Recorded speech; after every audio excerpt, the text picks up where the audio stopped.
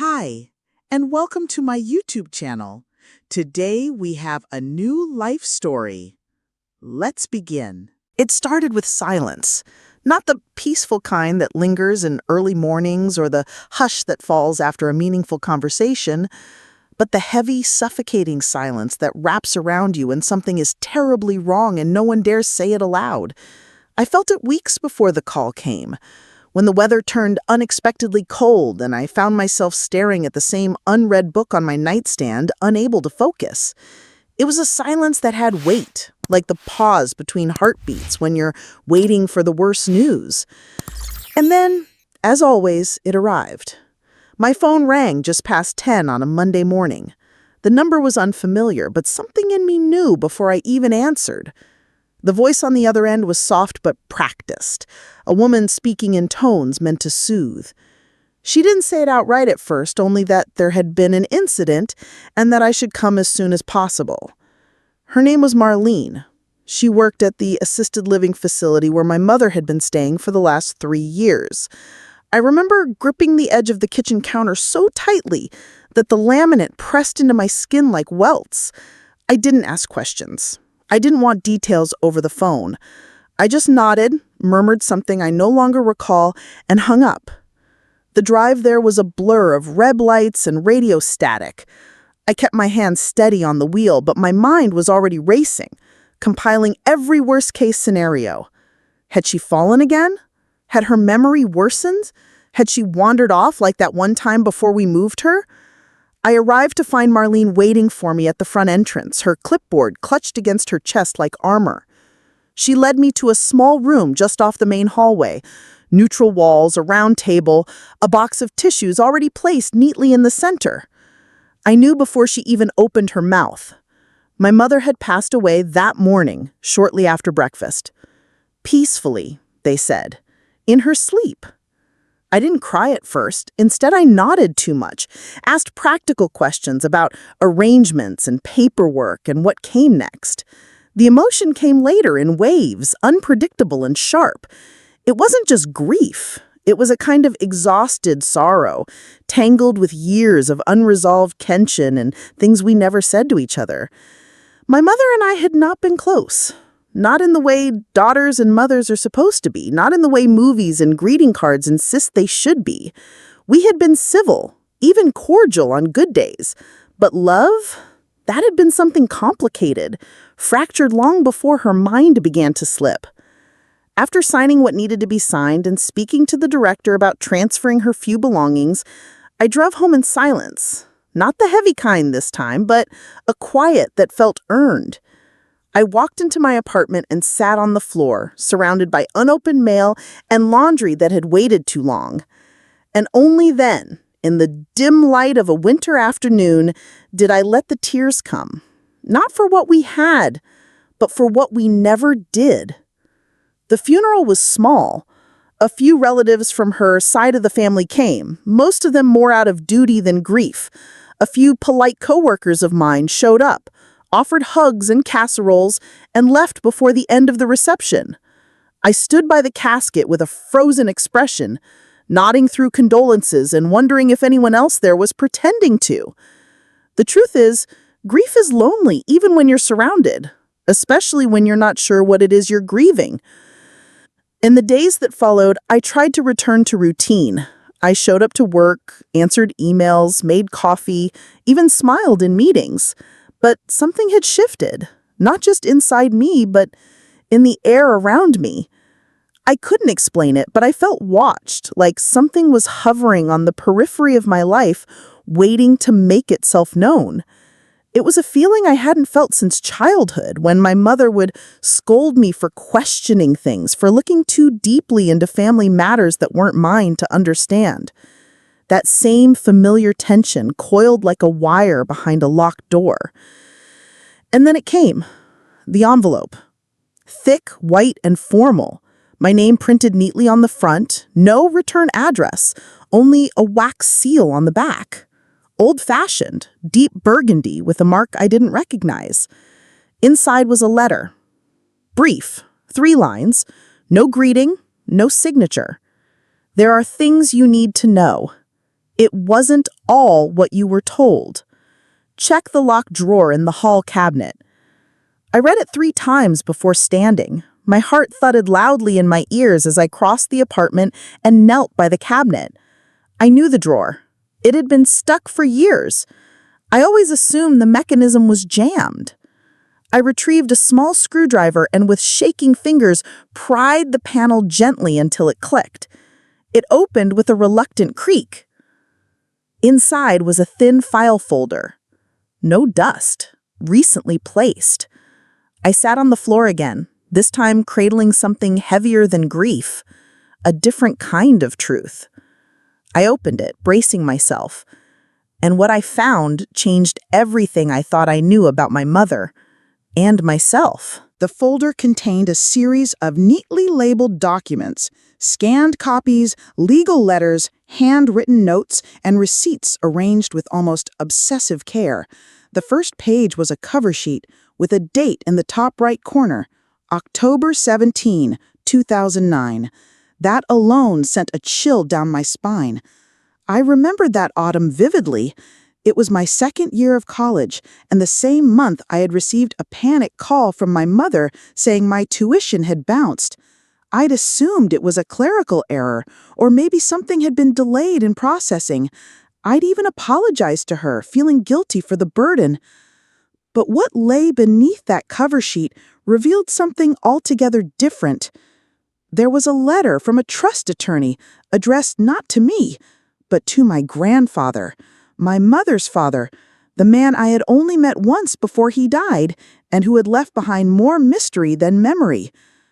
The letter outlined a transfer of funds into a custodial account under my name, an education trust he'd apparently set up years prior. It was sizable, more than enough to cover my tuition, living expenses, and then some.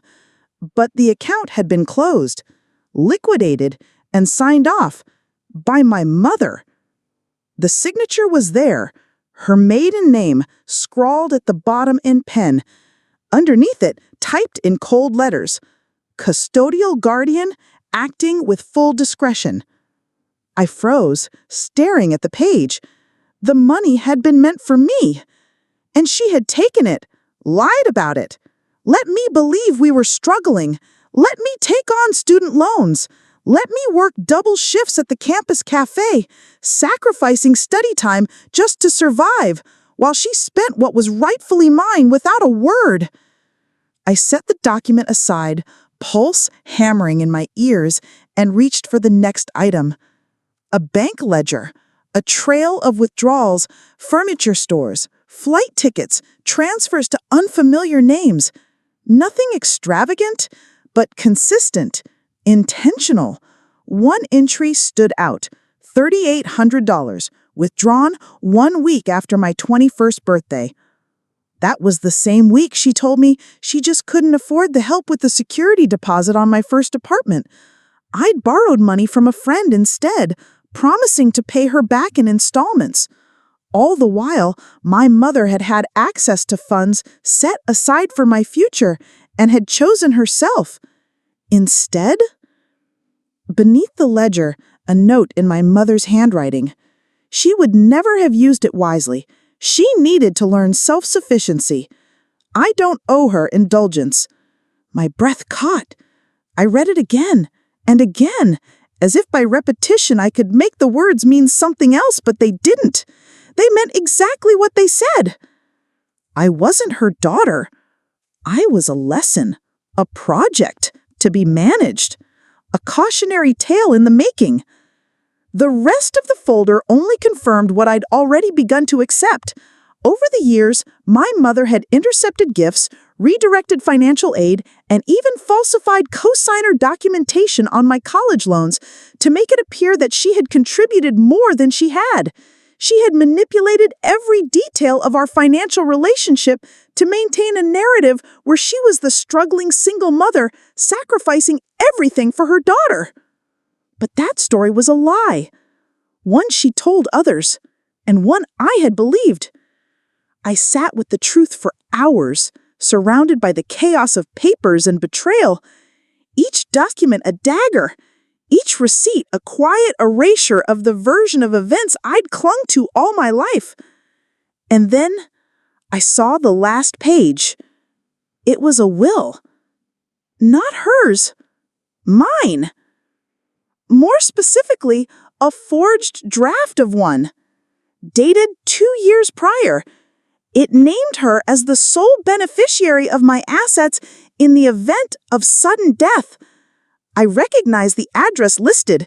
It was the condo I'd purchased in my late 20s, the one I was still paying off. The will wasn't notarized, but it bore a signature that looked eerily like mine, traced perhaps from an old card or document. I felt my skin crawl. I thought of the minor car accident I'd had a year ago, the one that had left me hospitalized overnight. She had stayed with me, brought soup, fluffed my pillows. I'd felt grateful. Now I wasn't sure what I had felt. What was I supposed to do with this? The woman was dead. There would be no confrontation, no courtroom drama, no chance to throw these papers on the table and demand answers.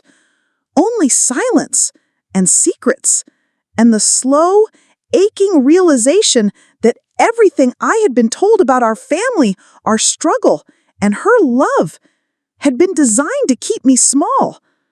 I gathered the papers back into the folder and placed it inside a locked drawer of my own. I needed time. Time to process what this meant, not just about her, but about me, about who I'd been and who I could become now that the story had changed. Because once you find the truth, there's no going back. But sometimes, if you're strong enough, you can start again. For days, I couldn't touch the folder. It sat inside the drawer like a sleeping animal, quiet, unmoving, but dangerous all the same. I went about my days on autopilot, answering work emails, attending meetings, eating meals I didn't taste. But underneath it all, something inside me had shifted, and the weight of that file cabinet pressed on my chest like a stone. It wasn't just the betrayal that haunted me, it was the absence of context. Why had she done it? Was it about control, resentment, or something more complicated? And the worst question of all, had anyone else known? That question began to gnaw at me until I could no longer ignore it. So I started reaching out. Carefully, subtly. I didn't want to ignite a family scandal. Not yet. I wasn't even sure if I believed what I had read, despite the damning evidence. I needed confirmation. So I started with the only person who had ever dared criticize my mother when she wasn't in the room, Aunt Patrice, her older sister. Patrice lived 2 towns over in a modest craftsman bungalow lined with wind chimes and lavender. She had always been the family eccentric, never married, child-free, with a fondness for herbal teas and blunt honesty. I called her on a Sunday morning, just after 9. She picked up on the second ring. "Elira," she said, not even a hello. "I was wondering when I'd hear from you." I hesitated. "You were?" There was a pause on the line, then the sound of her exhaling. "After your mother passed, I figured there might be discoveries. She always did have her secrets, and you were always the one she feared would find them." I drove out that afternoon. The moment she opened the door, she pulled me into a hug that lingered longer than expected. We sat at her kitchen table, sipping something floral, while I tried to explain the folder without falling apart. I told her everything about the trust, the misused funds, the forged will. I expected disbelief, or at least some measure of denial. But Patrice only nodded slowly, her lips pursed like someone tasting something bitter. "She was always jealous of you," she said finally. "Not because you had more, but because you wanted more and weren't afraid to say so." I stared at her, stunned. "She couldn't understand that," Patrice continued. "Your mother believed suffering made her noble. She thought enduring made her strong. When you showed ambition, when you asked questions, when you pushed back, it threatened her. And so she punished you for it, over and over, in the ways that wouldn't leave bruises." I swallowed hard, the words cutting deeper than I expected. I'd spent my life trying to earn my mother's approval, and here was someone telling me it had never been mine to earn. I swallowed hard. She said it was about protecting me, I murmured. She said a lot of things, Patrice replied. But control is not the same as love, no matter how pretty the excuse. I left her house with more answers than I expected, and a box of old family photos she insisted I take. Inside I found images I had never seen before. My mother as a teenager grinning on a bicycle, my grandfather holding me as a baby, his eyes soft with something like pride. But there were also letters, dozens of them. Most were from my grandfather to my mother, many of them unopened, the envelopes still sealed. Patrice had kept them after the estate was settled, not knowing what to do with them. Now they were mine. That night I opened the first letter.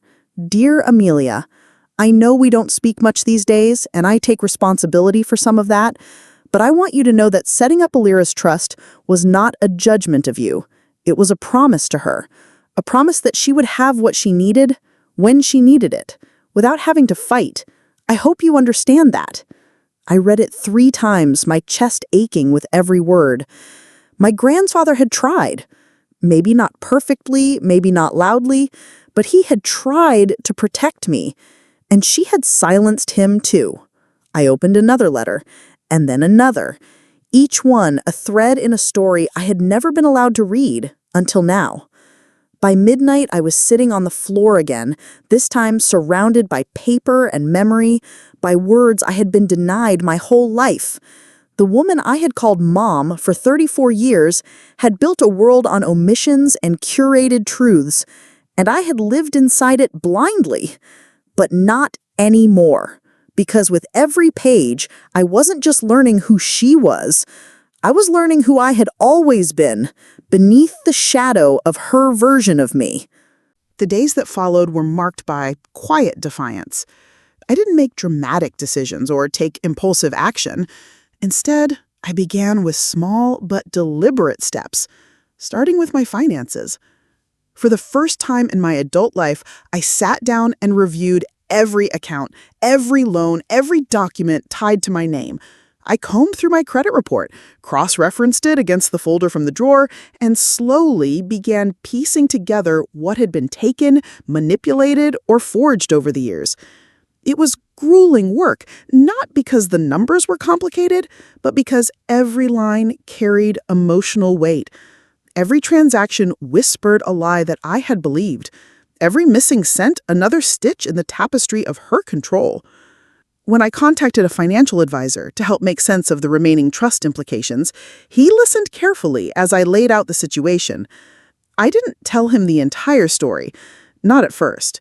I framed it as a mismanaged inheritance, a mother with poor financial judgment, a daughter trying to untangle the mess left behind. He nodded sympathetically, asked good questions, and finally said, you may still be able to contest the misuse, even posthumously. I blinked, surprised. She's gone, I said. Is there even a point? He looked at me gently. Closure is a valid reason to act. So is truth. It was the first time someone in a professional setting had acknowledged that truth alone could be a form of justice. I didn't want the money back, though part of me knew I deserved it. I wanted acknowledgement. I wanted proof that I hadn't imagined the injustice, that I wasn't crazy or ungrateful or dramatic for finally saying, this wasn't right. The process of filing the claim was long and riddled with bureaucracy, but it gave me purpose. I began building a case, not just against the misappropriated funds, but against the legacy of silence I had inherited. I consulted an estate attorney, presented the documents, explained the trust dissolution and the forgeries. At one point, I caught myself referring to my mother's behavior in the past tense, not with sadness, but with precision, like naming a variable in a solved equation. I no longer softened the narrative. I no longer edited the truth for her sake. Outside the legal realm, I started reconfiguring my life. I took time off from work and poured myself into small acts of reclaiming space. I repainted my condo, covering the pale gray walls with deep blues and rusts and ochres. I removed furniture that reminded me of her, pieces she had convinced me to buy because it's tasteful.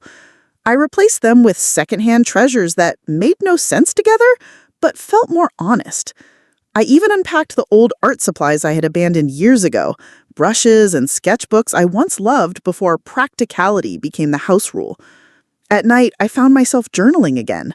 Not performative reflections or carefully curated thoughts, but messy, emotional stream of consciousness confessions. I wrote about the girl I had been, the woman I was becoming, the chasm between the two. I wrote letters I never intended to send, to my mother, to my grandfather, to the version of myself that had once begged for crumbs of affection. And slowly, a strange kind of peace crept in. It didn't erase the past. It didn't undo what had been taken, but it anchored me in a new kind of reality, one where I didn't need permission to exist. Then, one morning, I received a letter from the attorney handling the case. The trust had officially been reopened for investigation. The documentation I had uncovered, along with Patrice's witness statement and the letters from my grandfather, were deemed sufficient to trigger a formal review. It was a small victory, but to me it felt monumental. Because for the first time, the system was acknowledging what I had always known, but had never dared to say aloud. That my story mattered. That I mattered. I called Patrice that evening to share the news. She laughed softly on the other end of the line. "Your mother would hate this," she said. Good. We talked hours after that, about things we had never discussed. Her childhood with my mother, the unspoken family dynamics, the pressure to protect reputations at the cost of truth. She admitted that she'd always suspected Amelia had control issues, but she didn't realize how deep they ran. She said, "You were brave to dig, but even braver to stay standing after what you found." I hung up feeling a little less alone. Later that night, I stood in front of the mirror, not checking for flaws or signs of aging, but just looking, studying, seeing myself not as a product of someone else's narrative, but as a whole person. Flawed, yes, but not broken. Not anymore. And for the first time in years, I said it out loud, quietly but clearly. I am not her. It felt like a ritual, a severance. And it was. The hearing wasn't dramatic. It didn't resemble the courtroom scenes from films where someone bursts through the doors with last-minute evidence and delivers a speech that makes everyone cry. It was quiet, procedural, even dull in parts. But it was also necessary. A probate judge reviewed the documentation with detached professionalism, skimming through the trust papers, the withdrawal history, the forged signature on the fake will, and the letters from my grandfather. I sat on a wooden bench in a room that smelled like dust and bureaucracy, my palms pressed flat against my knees. I wasn't there for vengeance. I didn't want to ruin anyone's name. I just wanted the record corrected. I wanted the lie undone. When the judgment was rendered, it came with the same quiet formality as the rest of the proceedings. The court acknowledged that misuse of the funds had occurred, that the trust's original intent had been compromised, and that I, as the rightful beneficiary, was entitled to restitution from what remained of the estate. There was no celebration, no dramatic gasp from the gallery, just a stamped order, a handshake from the attorney, and a copy handed to me in a manila envelope. Outside the courthouse, I sat on the steps and let the sun hit my face. For the first time in years, the light didn't feel harsh. It felt warm, soft, like it was meant to be there, like I was meant to be in it. I didn't tell many people, not out of shame, but out of a sense of privacy. Some victories are too sacred to be made public. Patrice was the only one I called. She cried when I told her, not out of sadness, but with that strange mixture of grief and vindication that only comes when justice, however small, finally arrives. "You did it," she said. "You told the truth, even when no one wanted to hear it." I went home that day and cleared out the last remnants of my mother's things. I had held on to certain items for years, her music box, her favorite scarf, an old cookbook she never actually used. I packed them into a box and drove them to a donation center, not out of anger, but out of completion. I didn't need physical relics of a woman whose love had always come with strings. I needed space for breath, for silence, for myself. And in the weeks that followed, that space filled. Not with noise, not with obligations, but with newness. I started saying yes to things I used to avoid. Invitations, hobbies, people. I signed up for a ceramics class on a whim and found joy in molding clay with my bare hands, letting it shape itself without a plan. I reached out to a colleague I'd always admired, and we met for coffee, then again for dinner, and slowly something bloomed that felt genuine. No performance, no comparison, just two people showing up fully. I also started writing again, not just in journals, but in ways that felt public, purposeful. I submitted an essay to a small literary magazine, anonymously, of course, about daughters who survive mothers who love conditionally. To my surprise, they published it. Readers responded, shared their own stories. One woman wrote, "You made me feel less crazy for setting boundaries." Another said, "This is the first time I've seen my experience in someone else's words." I didn't need recognition. I just needed the connection. The reminder that truth, even when painful, builds bridges. Then, one evening, months later, I stood in front of a bookshelf in my living room and found the folder again, the one with all the documents, the one that had detonated the quiet myth of my childhood. I took it down, flipped through it one last time, and then, without hesitation, I fed each page through my shredder.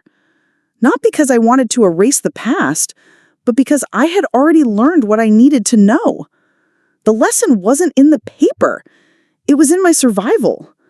And when the last sheet disappeared into strips, I felt no fear, no guilt, just clarity.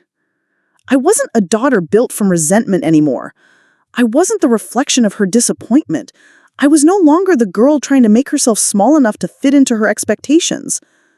I was something else entirely. I was free. It didn't come with fanfare, no dramatic declaration, no speech, just a quiet acceptance of who I was becoming. Someone who made space for the truth. Someone who stopped apologizing for existing. Someone who finally realized that her story wasn't one of loss, but of reclamation.